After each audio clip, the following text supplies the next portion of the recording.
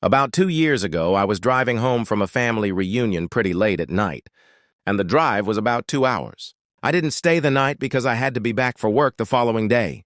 Most of the drive was on roads with dense bushes and trees on either side.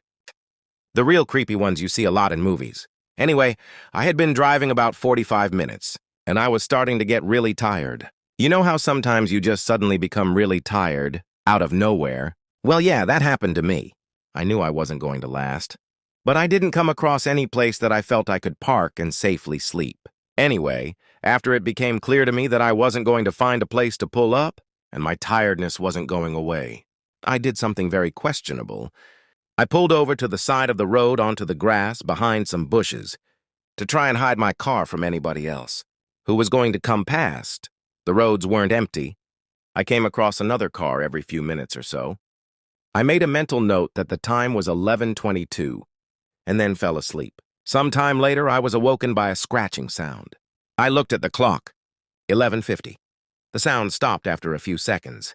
And because I was still extremely tired, I didn't bother looking around and simply went back to sleep. I was later awoken by the same sound, and it was now 12:40. This time it really freaked me out because the sound didn't stop. The thought ran across my mind that it was just an animal inspecting the car, but why would it return almost an hour after it had left the previous time? I looked in my rearview mirror and just managed to catch a glimpse of something running away into the forest. Now, at the time, I thought it was the damn hook killer.